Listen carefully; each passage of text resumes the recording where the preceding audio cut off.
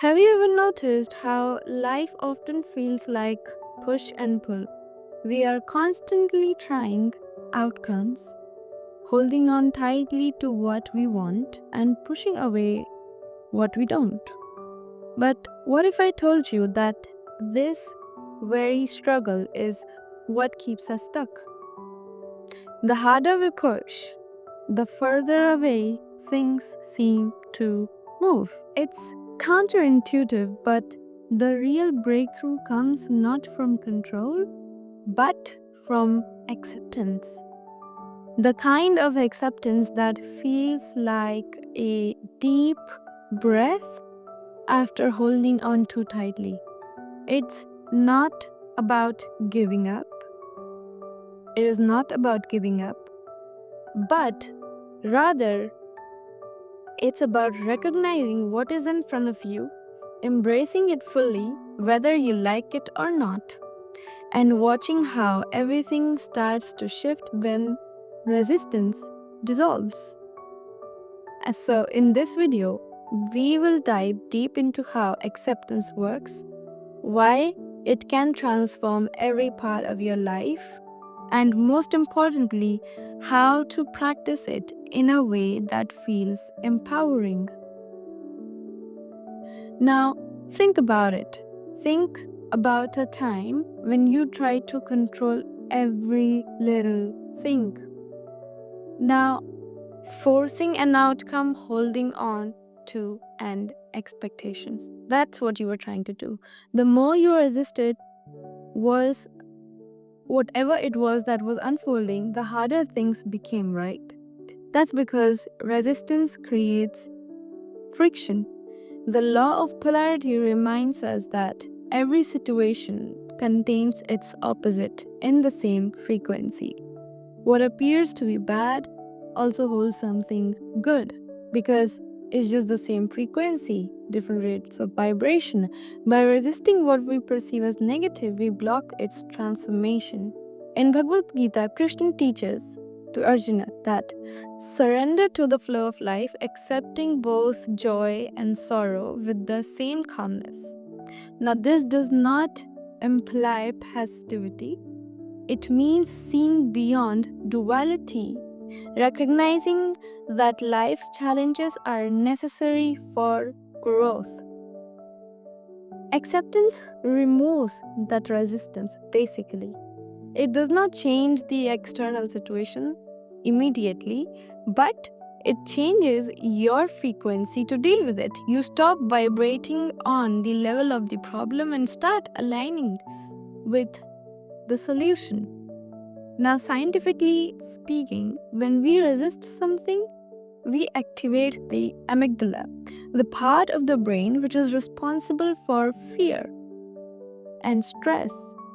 So, this triggers the flight or fight mode, which narrows our perception and makes it harder to think clearly or act from a higher perspective, wherein you're not in the survival mode. On the other hand, when you accept something, that activates the prefrontal cortex, the area which is associated with higher reasoning and creativity. In a state of acceptance, we are more likely to experience flow, a mental state where everything feels effortless. Athletes often call this being in the zone. But what if we applied the same state of flow to our challenges? Take fear, for example, right? When you resist fear, the more you fear something, the more it amplifies. You try to push it away, but it clings tighter. But the moment you ask and acknowledge it without judgment, it loses its grip. You start seeing it as a messenger rather than an enemy. Now, let's suppose you're afraid of falling in your career, right? Now, instead of resisting that fear, you pause and say, okay, I see you. I see you. You are here. Now, what are you trying to show me? Are there areas in my life that I need to work upon? The simple act of acceptance often leads to clarity and surprisingly solutions that were blocked before. In Proverbs 3:5-6, it says, "Trust in the Lord with all your prayer, all your heart, and lean not on your own understanding. In all your ways submit to Him, and He will make your paths straight." Now, this is another way of describing the power of letting go and giving it to the higher power or your highest consciousness. Trusting life way and accepting for what it is how you make things work. And let me know in the comments your insights from this video. Now, coming to the main part, how do you actually practice acceptance in your life? It's very easy with these 3 powerful steps. So, number 1, awareness, recognizing what you are resisting. The first step is simply noticing, is putting the light on it. When you are resisting something, pay attention to the tension in your body, the repetitive thoughts in your head, in your mind. Ask yourself, what am I refusing to accept right now? Awareness itself can soften the resistance the minute you put light on it. Now, number 2, acknowledge. Acknowledge it without judgment. Now, once you've recognized whatever it is that you're resisting, the key is to acknowledge it without labeling it as something good or something bad. You don't have to like it. No, you don't have to fake anything. You don't have to like it, but you do have to face it, right? This is where the law of polarity becomes powerful, because what seems negative is the same frequency of what is positive, just different rates of vibration. And number 3, shift your perspective and trust in the process. This is very, very important.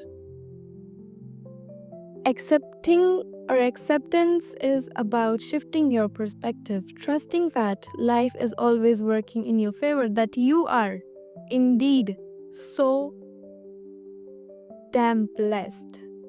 Even if you can't see it in the moment, when you stop resisting and start trusting, you open the door for life to surprise you.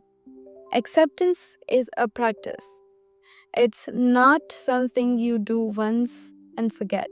It's a daily commitment, right? Just accept things for what they are, nothing huge.